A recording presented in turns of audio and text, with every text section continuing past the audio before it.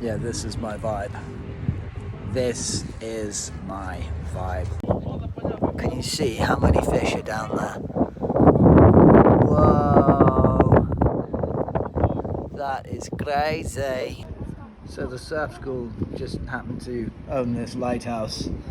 Kind of cool.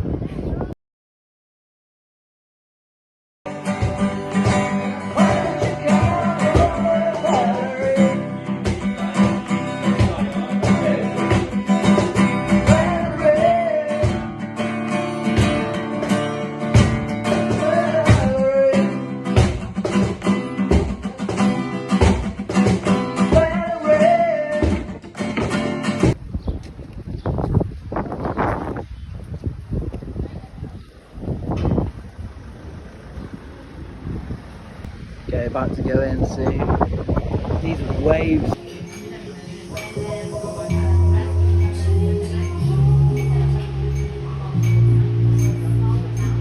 Okay, no more talking. It's time to go. So the surf on day one was epic. Wow, look at that view. It was really good. I was in the beginner class because I wasn't feeling confident about going out back doing the advanced stuff. Because when I did that in years previous, it was pretty terrifying with big, thunderous, strong waves that would knock you flying. And so the beginner class, yeah, no, it was really good fun. There were some really nice people there. I made some friends. We got footage as well, and that will get to me eventually, so that will be posted as and when. The instructor was really nice, and he put me in the advanced class, and so today I got up bright and early and was in the water at 9.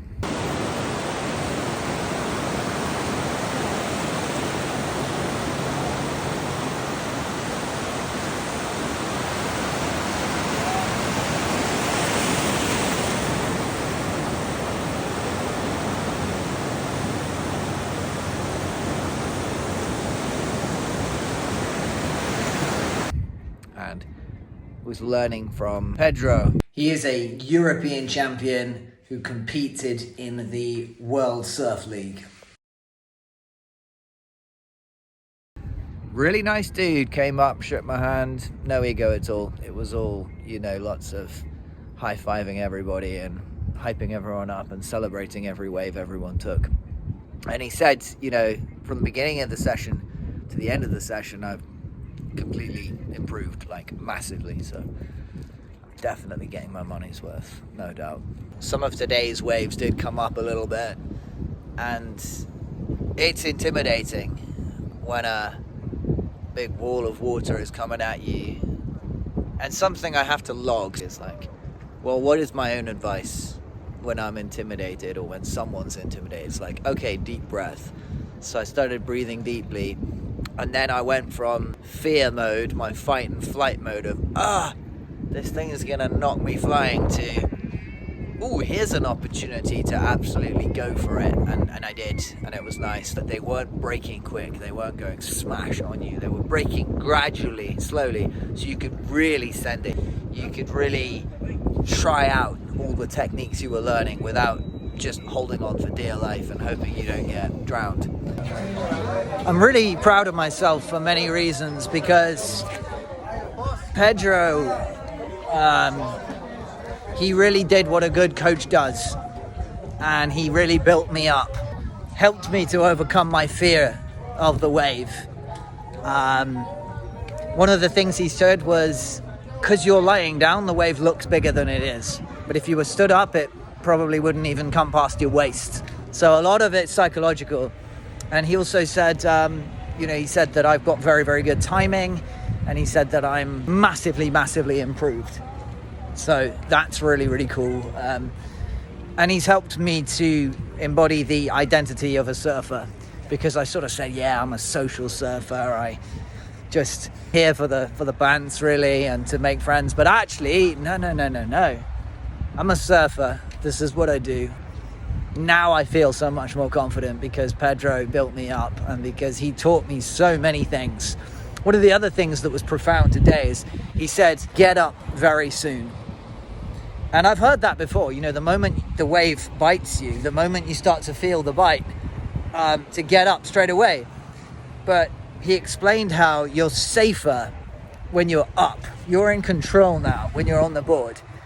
I often used to think that if I waited to stand up, I'd be safer. But when you're holding on as a wave is really going steeply down fast and it's crashing and it's wobbling and you're holding on, you can very easily fall off and go flying. Whereas if you get up fast and then drop down the ramp like a skateboard dropping in, I felt like I had so much more control up here than I did down there. So, you know, you are safer to do what a professional does. I used to think, you know, sort of being a bit amateur and holding back made me safer. No, it doesn't. You are safer if you really commit to the wave. Really, really commit and lean right into it. And so that's been amazing. There's been so much. I've learned so much in these 5 days learning from Pedro. I'm also proud of myself for going to bed on time, because my recovery has been amazing. Really listening to my body now and giving it what it needed. I've met so many amazing people. We would always hit it hard in the morning. Then we would lie around in the sun and just eat nice food and drink nice drink and all that. It was completely guilt-free.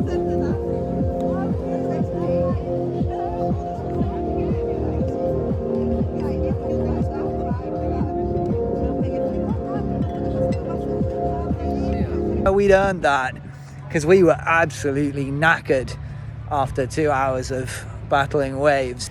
Either you're wading through the water, paddling through the water, you're riding a wave, or even if you're sat there waiting, you're stabilizing the board all the time.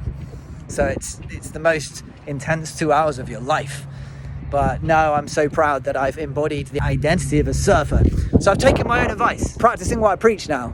None of this, oh, I just do a bit of surfing for fun. Nah, this is what I do. More fish.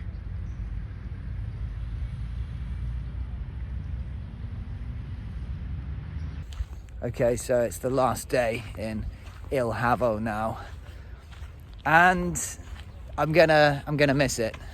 I did my 5 days of surfing. I feel great. I did smash up my toe, hitting it on the board in the middle of some washing machine wave, I think. And it's kind of gone, yeah, you can see it's gone a funny color. I don't think that it's in any serious trouble, it just hurts. Yeah, everything else, I feel good.